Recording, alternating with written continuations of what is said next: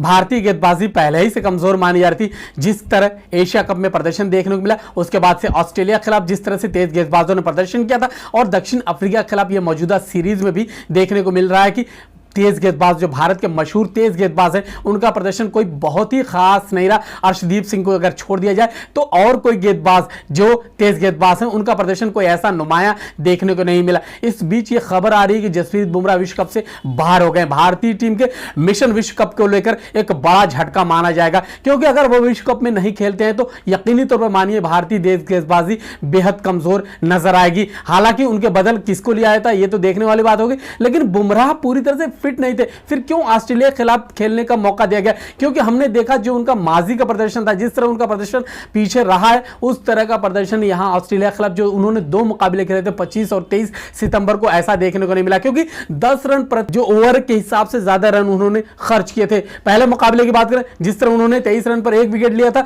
2 ही over की गेंदबाजी की थी, यानी 11 रन से ऊपर उन्होंने खर्च किए थे प्रति ओवर के हिसाब से। उसके बाद दूसरे मैच में जब 4 ओवर की गेंदबाजी करते तो वहां पर 50 रन खर्च कर देते, कोई विकेट उन्हें नहीं मिलता। वहां जब गेंदबाजी करते हैं तभी कुछ लग रहा था कि वो पूरी तरह से फिट नहीं। उसके बाद खबर आती है कि बैक इंजरी की वजह से वो विश्व कप में नहीं खेलेंगे। ऐसे में सवाल यह उठता किसको मौका दिया जाएगा, कौन सा ऐसा खिलाड़ी जिसे अब उनकी जगह लिया जाएगा। 2 ऐसे खिलाड़ी हैं जो स्टैंड बाय में उनकी जगह ले सकते हैं। सबसे पहले सबसे ऊपर नाम कौन है? मोहम्मद शमी का। जैसा हमने अपनी वीडियो में देख सकते हैं, हमारी इस वीडियो में पिछली, कि हमने बहुत कुछ मोहम्मद शमी के बारे में जानकारी दी। अब खबर यह भी आ रही है कि मोहम्मद शमी कोविड से बाहर उबर चुके हैं, यानी कोविड से ठीक हो चुके हैं, उन्हें मौका मिल सकता है। दूसरा एक और गेंदबाज है जिसे मौका मिल सकता है, दीपक चहर। दोनों के बारे में बताओ। मोहम्मद शमी ने अब तक कोई बहुत ज्यादा T20 मुकाबले नहीं खेले। 17 T20 अंतर्राष्ट्रीय मैचों की 17 पारियों में उन्होंने 18 विकेट लिए। सबसे उनका बेस्ट जो गेंदबाजी है, उन्होंने 3 विकेट हासिल किए थे 15 रन खर्च करके। पिछले विश्व कप 2021 के बाद से उन्हें कोई T20 अंतर्राष्ट्रीय मैच खेलने का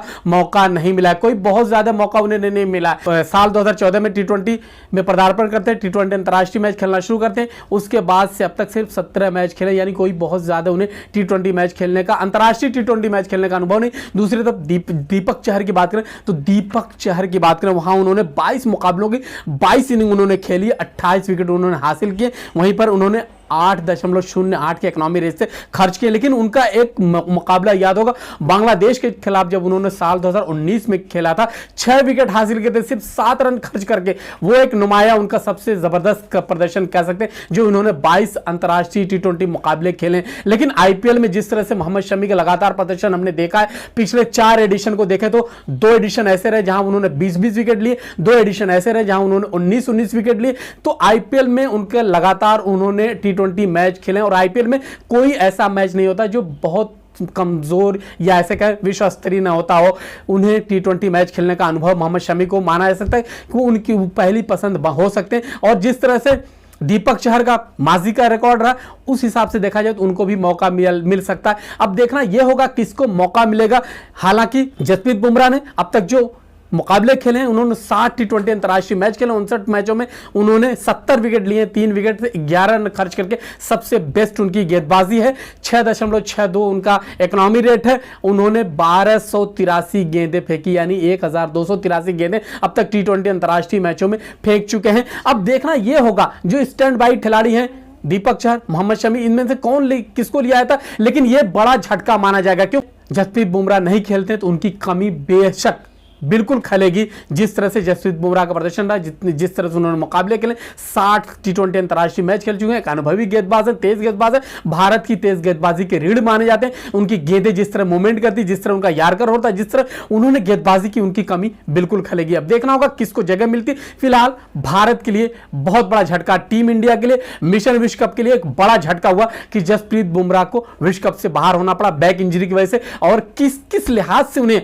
ऑस्ट्रेलिया के खिलाफ 2 मुकाबले में खेलने का मौका मिला था, यह भी एक सवाल बना हुआ है। लेकिन चलते टीम की बात बताना चाहूंगा, कौन से खिलाड़ी हैं जो बुमराह के बाद, यानी जसप्रीत बुमराह के बाद कौन कौन से ऐसे खिलाड़ी हैं जो विश्व कप में खेल सकते हैं। आइए नाम लेते हैं। सबसे पहले बताता हूं टीम के कप्तान रोहित शर्मा, उनके अलावा उप कप्तान है केएल राहुल। उनके बाद अगर बात करें तो विराट कोहली, सूर्य कुमार यादव, दीपक हुड्डा, ऋषभ पंत, जो विकेट कीपर बल्लेबाज है दिनेश कार्तिक, विकेट कीपर बल्लेबाज ये भी है हार्दिक पांड्या, आर अश्विन, युजवेंद्र चहल, अक्षर पटेल, भुवनेश्वर कुमार, हर्षल पटेल और अर्शदीप सिंह। इसके अलावा अगर स्टैंड बाई की बात करें तो स्टैंड बाई में मोहम्मद शमी है। मोहम्मद शमी के अलावा बात करें तो श्रेयस अय्यर, रवि बिश्नोई, दीपक चहर।